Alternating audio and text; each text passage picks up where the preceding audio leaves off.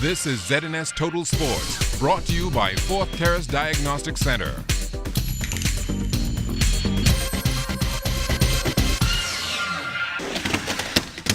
Good evening once again and welcome to the Atlanta Speedway for your second look at sports. I'm Charles Fisher.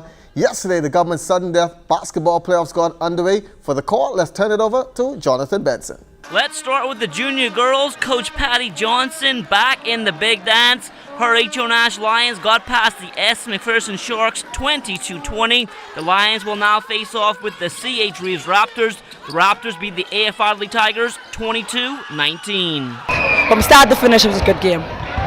These girls came out, defense is our number one, key on playing basketball, so we work very hard on defense, try stop AF Adley. They are the defending champs, so we know that we have to come out here and play them hard. They just didn't execute coming down towards the stretch. We know the game was going to be close. They have a little explosive guard in number 2, and we tried the container. There were some mental lapses on defense, so at the end of the game, that was the outcome right there. It's our time now to bring the championship trophy home to CH Reeves. On to the junior boys now, and the H.O. Nash Lions, no match for the D.W. Davis Pitbulls. The Pitbulls win this one 56-38. It's our third time playing for the year, and we made a lot of adjustments from pressing the whole game to press, drop back in the zone, a little bit of man-to-man. So we showed them a different diet of defense, and they just coughed the ball up. Last time we played Doll Davis, they beat us by 3 points.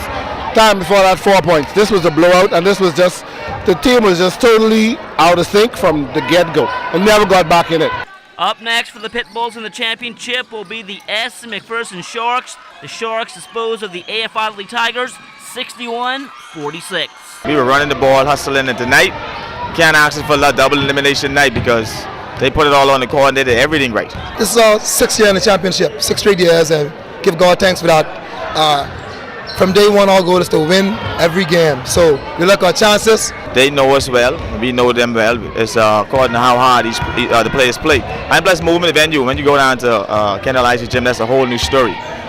You need subs to come in. You need people to come and help you starters rest because it's a longer court. But it's going to be an exciting game. GSSA President Kevin K.J. Johnson on the postseason and what's ahead after basketball. We want to encourage the public to come out, join your schools. We have Patty Johnson back in the dance. We got C.H. Reeves in the dance with the junior girls. S.C. McPherson and D.W. Davis and the junior boys. Come out.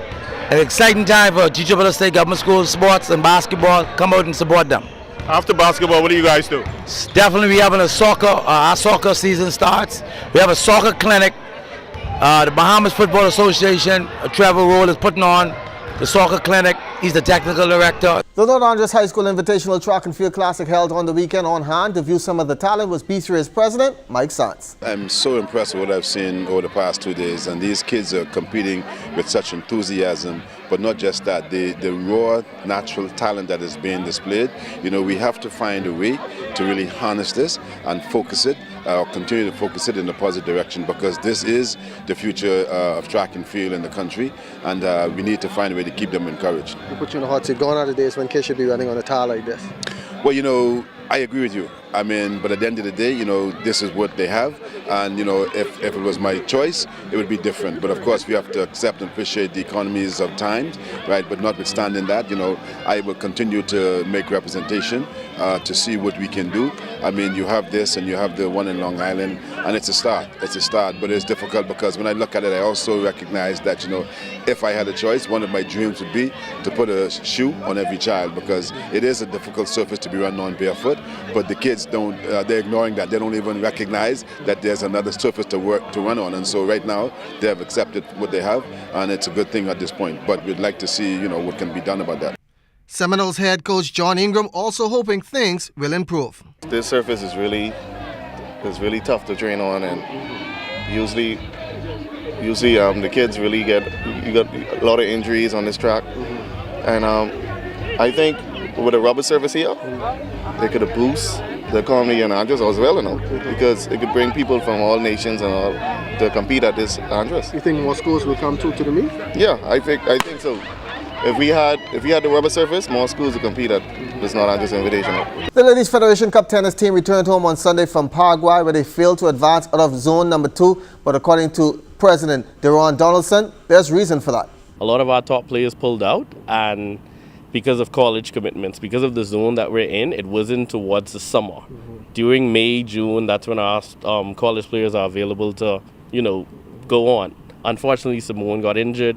She had the ITF tour. She pulled out of the December tournament because of the stomach injury, and she's our number one player. So that was a big blow, not to have her there. So what we did is we still had to field a team because you already committed. The ITF already budgeted. The host country budgeted. So failure not to send a team would result in you being suspended from next year's competition, a fine, a penalty, which wasn't worth it. So how we looked at it was we didn't send them over there to lose. Of course, we won't do that. But we sent them to gain exposure, especially with two of the veteran players on the team, Larika and Nikita, and then Aisha, first time at Fed Cup, 14, the youngest age that one can go. And we looked at it as a building experience for the future.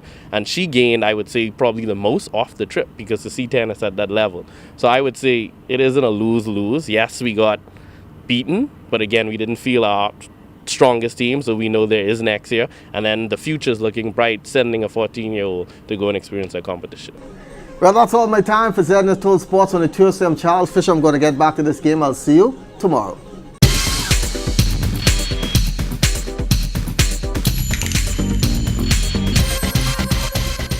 This is ZNS Total Sports, brought to you by 4th Terrace Diagnostic Center.